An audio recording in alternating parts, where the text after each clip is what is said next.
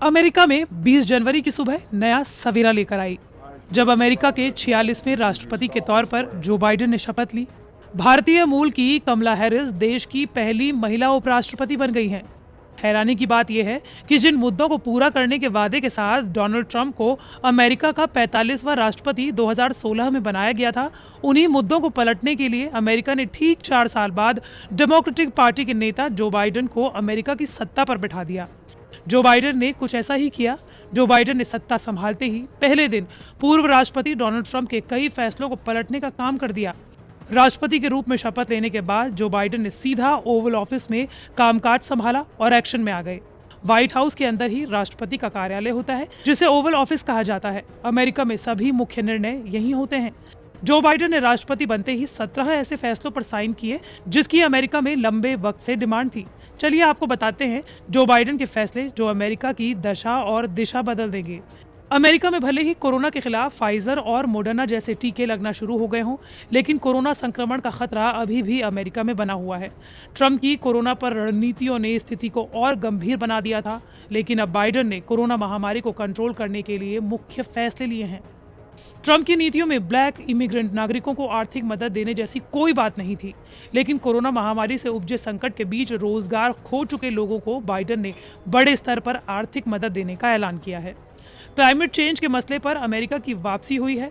Trump के कार्यकाल में प्रदूषण के संसाधनों को कम करने पर अमेरिका ने सहमति नहीं दी और साथ ही पेरिस जलवायु समझौते से खुद को अलग कर लिया। लेकिन अब बाइडेन ने कहा है कि अमेरिका जलवायु परिवर्तन से लड़ने के लिए अंतर्राष्ट्रीय पेरिस जलवायु समझौते में दोबारा शामिल होगा। व्हाइट सुप्रीमेसी या फिर नस्लवाद 2016 से 2020 तक अमेरिका में चरम पर रही, जिसकी सबसे बड़ी वजह रहे अमेरिका के पूर्व राष्ट्रपति डोनाल्ड ट्रंप। साथ ही ये भी कहा जाता है कि लोगों के बीच नस्लवाद को बढ़ाकर ही ट्रंप सत्ता में काबिज हुए थे। लेकिन अब बाइडेन ने नस्लभेद को खत्म करने की ओर कदम बढ़ाया है। साथ ही अमेरिका में नस्लवाद को खत्म करने के लिए जो बाइडेन सख्त कानून भी ला सकते हैं। कोरोना काल में ट्रंप ने विश्व स्वास्थ्य संगठन यानी कि WHO से हटने का फैसला लिया था। ट्रंप ने WHO पर आरोप लगाया था कि वो चीन का साथ दे रहा है और कोरोना काल में चीन पर ढिलाई कर रहा है।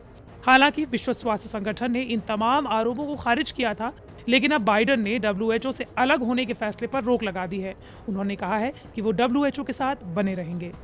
मैक्सिको और अमेरिका के बॉर्डर पर दीवार बनाना ट्रंप का सपना था और सत्ता में काबिज होते हुए उन्होंने इस पर काम करना भी पहले दिन से शुरू कर दिया था। इसे बनाने के लिए बड़ी फंडिंग भी दी गई। नतीजा ये हुआ कि अमेरिका आ रहे मैक्सिकन और लातिन अमेरिकी बच्चे अपने माँ बाप से अलग हो गए।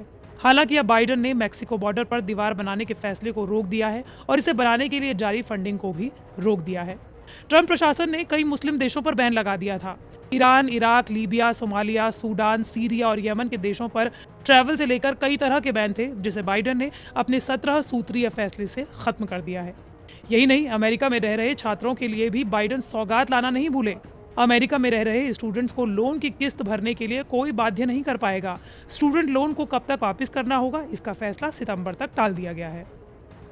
इन तमाम वैश्विक फैसलों के बाद संयुक्त राष्ट्र ने भी अमेरिका और जो बाइडेन की खासतौर पर तारीफ की है। व्हाइट हाउस की नई प्रेस सेक्रेटरी के मुताबिक कार्यकाल के पहले दिन सिर्फ कुछ ही फैसले लिए गए हैं। अभी आने वाले दिनों में तो विस्तार से फैसले लिए जाने हैं।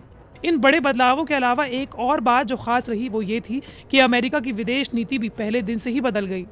अब जब निजाम बदला है तो अंजाम भी बदलता दिख रहा है।